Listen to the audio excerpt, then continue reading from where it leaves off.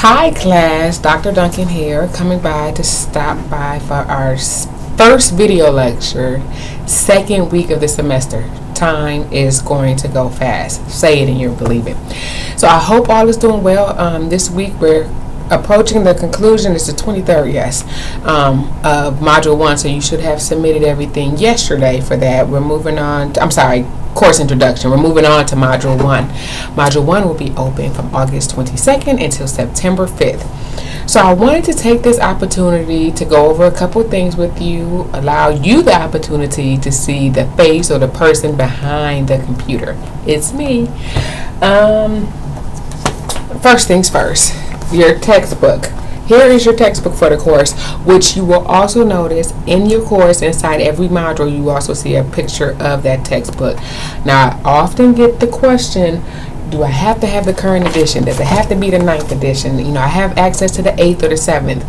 That's truly, really your call. I will say, a lot of times, the one edition prior usually will be sufficient. However, some of the data may have changed. So like if you have a question that's dealing with statistics, other than that, the overall concept is still the same. So totally at your discretion, is if you feel edition 8 will suffice, or if you need edition 9. So a little bit about me. I've enjoyed having the opportunity to read all of your posts, your introductions, and your emails, which you've had to send to every instructor, right?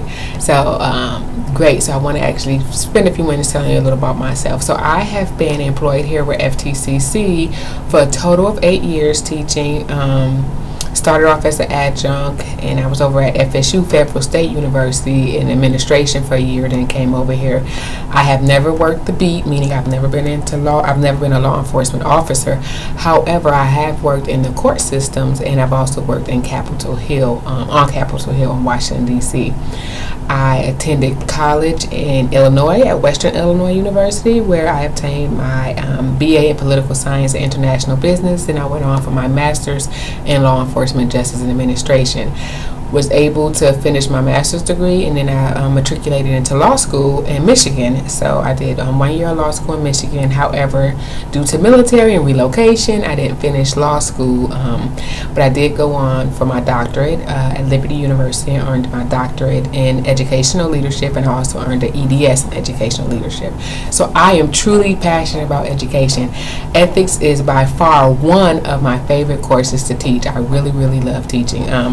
My teaching methodology is probably a little different, than most students are used to.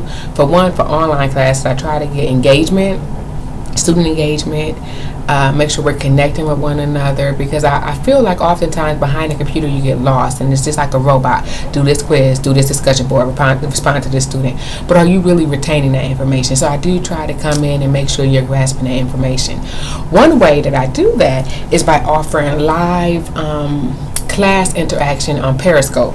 So if you have, I don't know where I put my phone, Periscope, you can download Periscope on your phone, and Periscope is an app that allows you to I don't know what people in the real world use it for, but in my world in education, I use it for education purposes.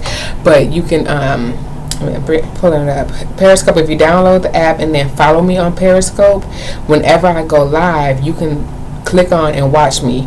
And what I try to do is go Periscope. I go live in class sometimes because we're on the same material, and I may have like a game between online students and my face-to-face students, or different things like that, just to make sure we're understanding. The downside of Periscope is that you are not able to talk, but you can type. So you would hear me, everything is live instantaneously, but you would type your questions and your response.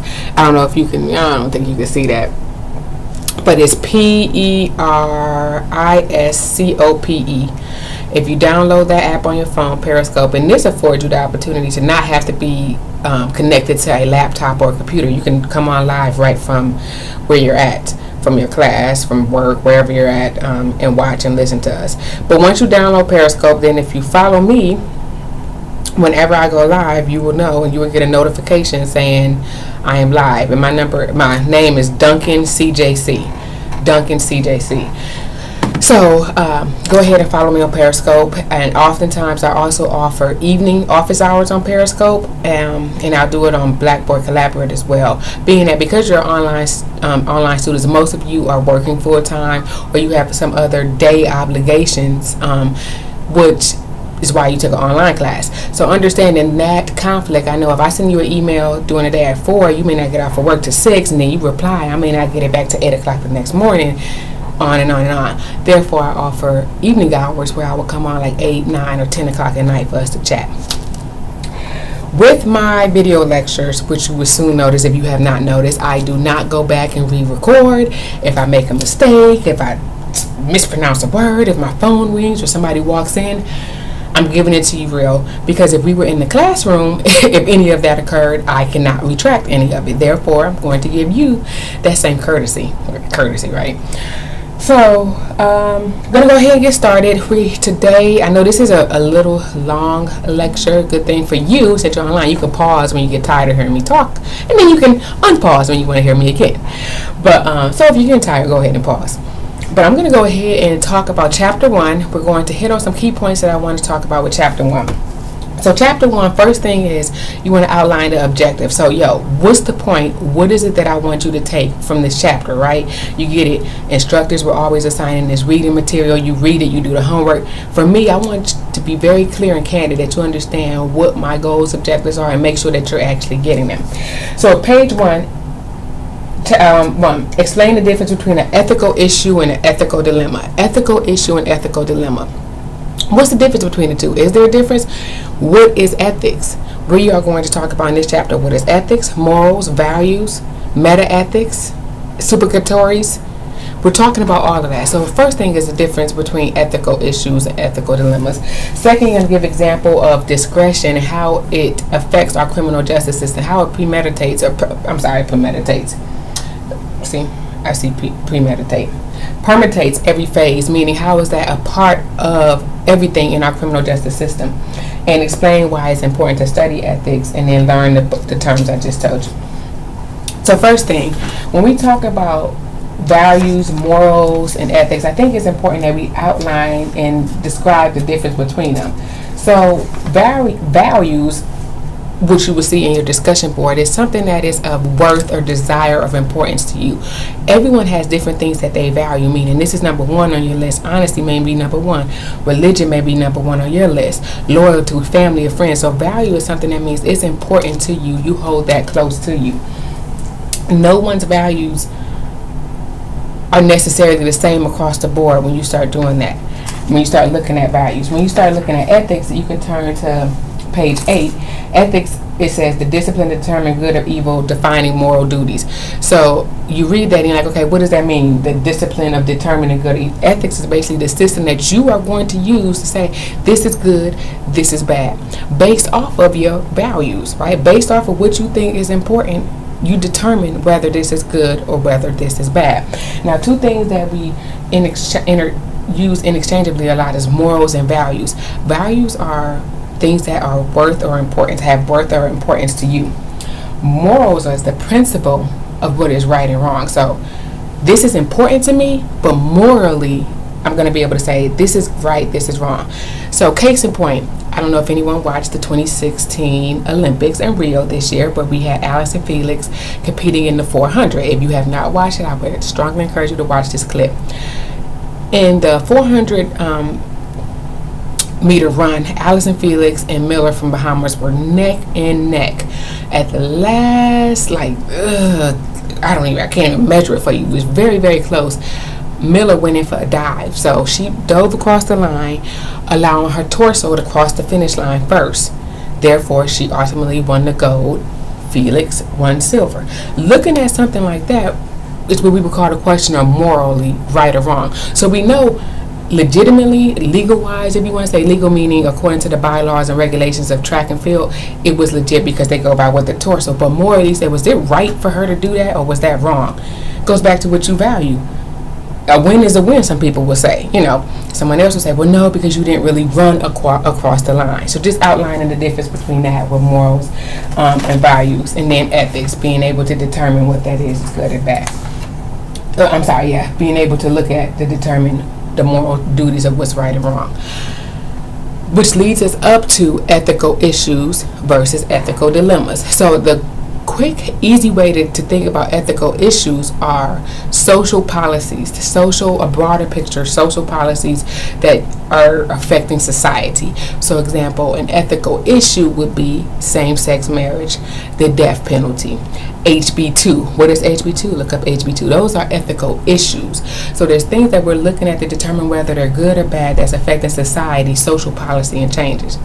An ethical dilemma is more of a personal decision that's you're torn between doing what you believe is the right thing or good thing or bad thing to do between two things. So ethical dilemma may be, I really need to study for this test, but I didn't study, so should I cheat? It's personal. Or I know my boss didn't do the right thing and they're lying to their supervisor. Should I say something? It could affect our entire company. So the difference between ethical issue, ethical dilemma, and being able to identify being able to identify the difference between the two. So on your test, you will see an example of this. You need to be able to say, is this an ethical issue or is this an ethical dilemma? And of course, my phone is ringing. I told you I'm not going to stop. So, making a moral judgment. So again, when you talk about morals, the thing is right or wrong. There's three components when we talk about when we're making a moral judgment. When you're making to determine or to decide if something is good or bad. Three things that you need to look at and understand. First, it needs to be an act that can be judged. It needs to be human, free will, and effects of others. So 4 is that they put that together because I say act and human. But act, human, free will, and affects others. So let's walk through that. And those are the 3 or 4 components that are required in order to make a moral judgment. Act meaning I can't judge what you're thinking. I'm not going to look at that and say is that good or bad, morally right or wrong, because I probably don't know what you're thinking, right? It's in your mind. So it needs to be an action, not just a thought. Human. So we're walking down the street and you see 2 dogs mating in the middle of the street. Are you going to judge them? Oh, that's nasty. That's what they're doing. No. If you walk down the street and see 2 human beings, are you going to judge them? Yes. So human is what we're judging. We're not judging animal behavior or non-human behavior when you're saying whether something is good or something is bad. Free will, meaning that you were not coerced into doing it. You had the option to do it. You made the choice to do it. When you start talking about no one put a knife to your throat and had you to do this. You did this because you wanted to, essentially. And then it needs to affect others. So somehow other individuals are being affected by your decision. There is the office phone. So I'm going to keep going. That's my supervisor. But I'm in an ethical dilemma right now because I'm doing a video shoot for my class and my supervisor is calling. Which one do I do? I'm going to continue with my lecture for you guys. So that was a great example of an ethical dilemma. And what I'm looking at is just going through in this text, make sure I'm outlining and directing you to where you need to go for it, your different points that I'm talking about. And again, I won't hit everything. I'll give you kind of like bits and pieces, and then I'll probably come back at the end of the week and give you a little bit more. Whole sight means looking at everything in its totality. You don't want to just be like narrow focus. You want to have everything, taking everything into consideration. So exploring the issue with the heart and the mind, not just one. You know how sometimes they say people make decisions with their heart, or you're quick to react, don't wear your heart on your sleeve. So using everything when you're making that decision. So with that, and talking about, recapping what we talked about, ethical issues, ethical dilemma, outlining what must be met for morals, leads you into what you're doing for your assignments this week. So for this week, in this module, your first thing is you're outlining values. You're going through saying what's important to you as an individual. That's not right or wrong, right? And you get to look at some other students, and you can make feedback, maybe question, have some dialogue. Then I want you to go back and maybe try to put yourself in someone else's shoes. What do you think is important to society? And that can be taken in so many different ways, because you can do the South versus the North. What's important to the South versus the North? What's important to women versus men? Different things you can look at from that when you're going back and regrouping that. And then what you are doing on your writing assignment, is actually supplying you not just with the definitions. Understand that I know we can read the book. I'm not looking for you to regurgitate the textbook. You can give me the textbook, give it to me in your own words, and then it's imperative on your writing assignment. Make sure you have a scenario for each. Not one scenario that covers all four. You need to have a scenario for ethics, a scenario for morals, and so forth.